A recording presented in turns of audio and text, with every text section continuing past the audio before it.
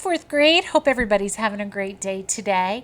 Last week we talked about showing depth in our landscape by making things getting smaller as they move away from us. This week we're actually going to be talking about what a bird's eye view is, and we're going to show some new ways that we can draw a landscape just from a different viewpoint. So if you've ever been in an airplane, or if you've ever been in a really tall building in a city and you've looked down, you have gotten a bird's eye view. A bird's eye view pretty much is what it would look like if you were a bird soaring above the land. So what we're going to do today is draw something from that viewpoint. Okay. If we take a look at this painting by Andrew Wyeth, which is actually called Soaring, very appropriate.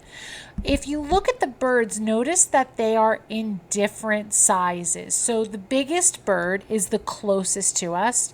Then we have one to the right of that gets a little smaller, and one below that that's the smallest. The artist here has tried to show depth by making the birds look smaller as they move away from him. And if we look even below that, we see a farmhouse, which is way down on the ground, very tiny in white and gray. And he's really creating depth by making that so small, way down on the ground. So I feel like in this painting, I actually feel like I have the viewpoint of a bird. It is really very much a bird's eye view. It's almost like we're the fourth bird that's, the highest up in the sky.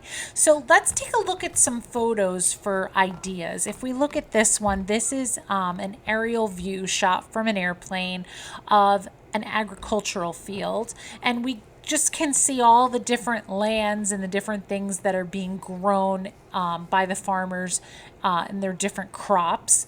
We can take a look at this aerial view of the city and maybe some suburbs in there as well. And we see lots of buildings kind of stacked on top of each other. And this aerial view of a coastal waterway. So we see the ocean, the beach, and we see a lot of buildings behind that as well. So today you're going to need to decide if you're going to do a bird's eye view of a natural or a human-made environment. So we're going to do more something maybe mountains and trees, which would be completely natural, or are you going to do something more human-made like a city? And where would you have to be to see the view? Like, where are you going to take yourself up in the sky?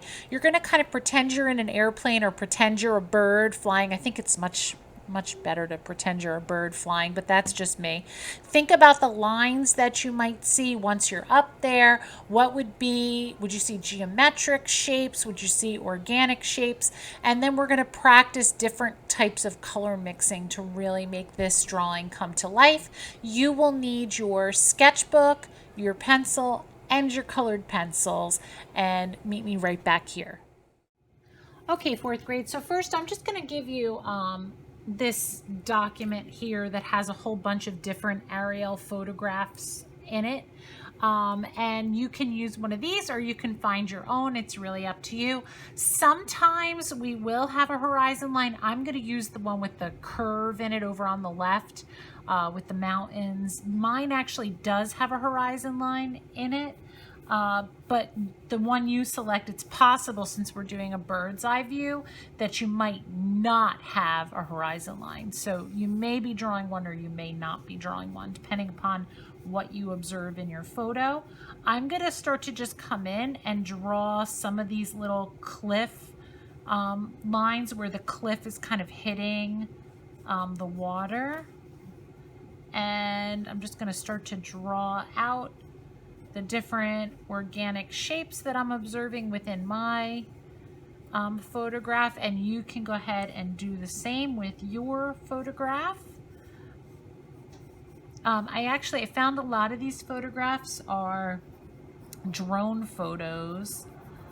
So if you have a drone, maybe you've taken a cool bird's eye view photograph already, And you could use a photo that you've taken. That would be super cool.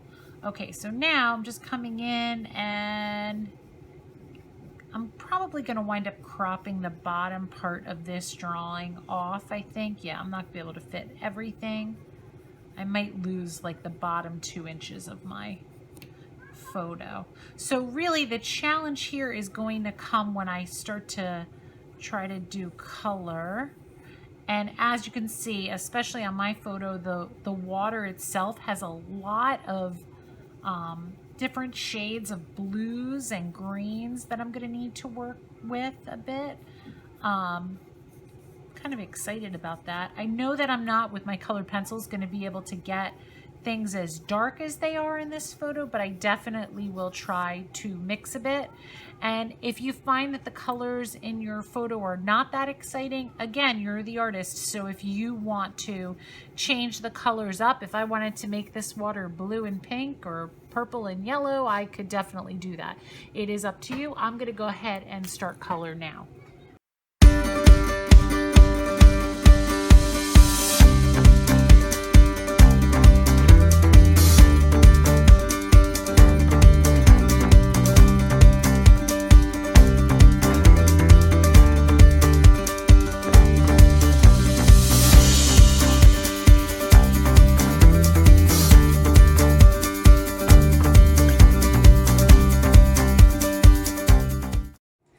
Okay, 4th grade, here is my finished bird's eye view drawing. And actually, this turned out much differently than I thought it was going to. I thought I was going to focus more on the details, but it kind of became about the abstract shapes that I found within the landscape photo.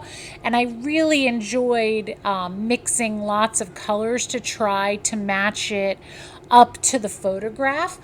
So I did really enjoy this activity. I've never done a bird's eye view drawing before, but I think I might actually go and turn this into an abstract painting now, because I do love the color combination and the different shapes that I found that normally I wouldn't find in a work of art. So make sure you have spent 30 minutes. I put a timer on today so that I drew for 30 minutes and stopped when the timer was up. You're going to photograph your work and upload it and send it to me. Have a great day, everyone. See you soon.